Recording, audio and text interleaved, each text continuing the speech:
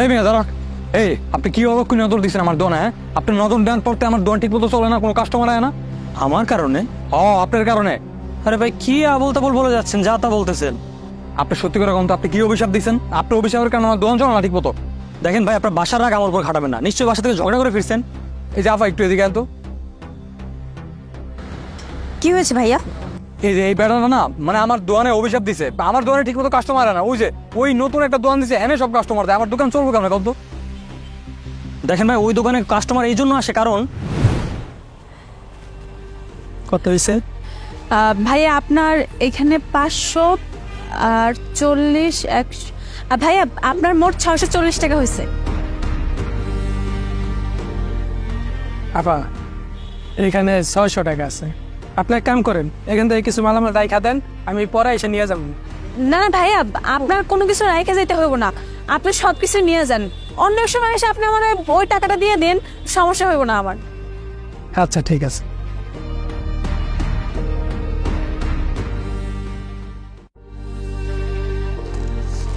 একটা কেক দেন তো 20 টাকা দামের।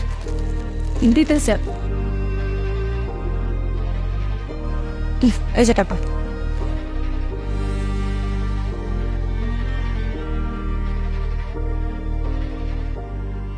আপা, আমার পোলাটার জন্মদিন তো, এর লেগে কিছু লোকজনের বাসায় দাওয়াত করছিলাম, অনেক সদাইপাতি লাগবো। আপনি আমার কোন যে কি কি লাগবো?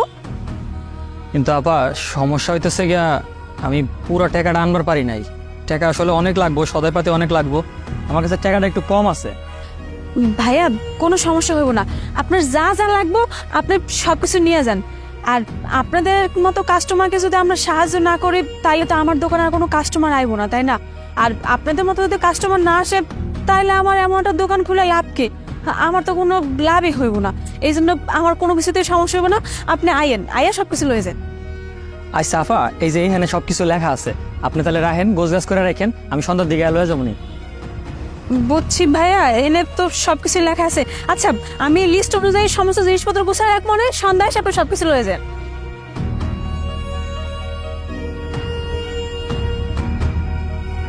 শোনেন, আপনার ভুল কি জানেন? আপনি কাস্টমারের সাথে ভালো ব্যবহার করেন না। ওনাকে দেখেন যে উনি সবার সাথে কিরকম ব্যবহার করেন। আপনার ব্যবহারের সমস্যা বলেই আপনার দোকানে কাস্টমার আসে না। আপনি নিজে একটু ভেবে দেখেন তো, আপনি মানুষের সাথে কিরকম দুর্ব্যবহার করেন।